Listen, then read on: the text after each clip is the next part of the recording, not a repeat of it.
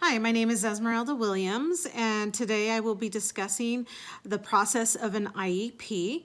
Let's start by discussing professional dispositions of learners, which require educators to understand that dispositions are values, commitments, and professional ethics that influence behaviors towards students, families, colleagues, and communities that affect student learning and achievement, motivation and development, as well as the educator's own professional growth. If sincerely held, dispositions should lead to actions and patterns of professional conduct.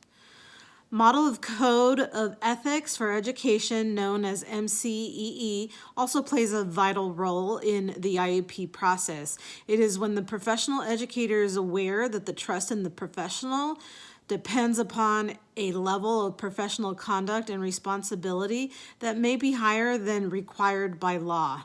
This entails holding one and other educators to the same ethical standards. So I'm going to go ahead and describe parent involvement and either parent or guardian and students in the special education process.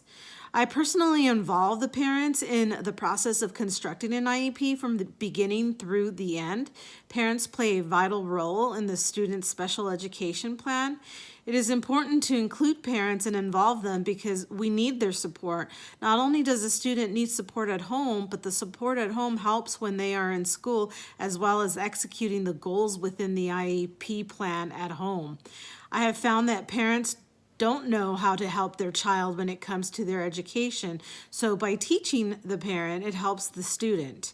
I also like adding life skills in the IEP, and I involve the parent at home. There are many steps in an IEP. You always have to start by determining if a student needs special education services. Then at that point, we make appointments to have the student evaluated by professionals like a school psychologist, a speech pathologist, and I'm also involved as well as the special education teacher. Once the assessment is determined, we determine eligibility, which is done and decided by the IEP team. If the child is found to need services, I implement an IEP meeting time and date with the parent guardian of the student. When the IEP team gets together with the parent, we discuss what the student needs help in. We write and create an individualized education program for the student. In our school, we try to begin services as soon as the IEP is created. As the quarter progresses, I assess my students and see if we have modified and implemented the work properly. I constantly keep my parents in the loop and make sure they understand where their student is and if they are going to meet their year-end goal. I review the IEP and I have a yearly meeting with the parents where the parent may request to change a goal or add to the IEP. Myself with the IEP team reevaluates the child every 3 years, and we make sure the child still qualifies and still has a disability as outlined by the IDEA program. We take into consideration the child's educational needs. I personally involve the parents in the process of constructing an IEP from the beginning through the end. The parents play a vital role in their students' special education plan. It is important to include parents and involve them because we do need their support.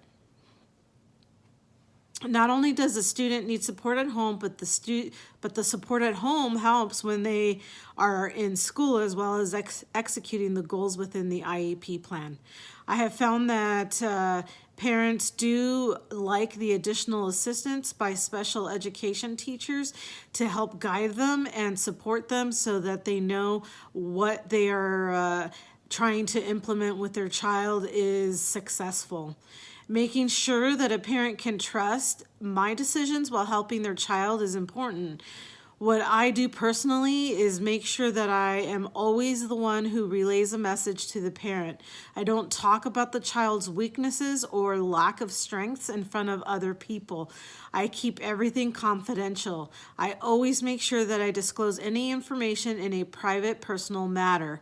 All information regarding my students must be kept confidential by law and also by my own personal ethics. I make sure I do not disclose any information such as educational records, professional information, starting with the student's name, home address, or even social security numbers. There are guidelines and laws like FERPA and HIPAA that must be followed by educators and keep information private. I think when a parent is able to trust the educator, it only helps the student in the long run. If you have any additional questions about IEP, please let me know. Thank you.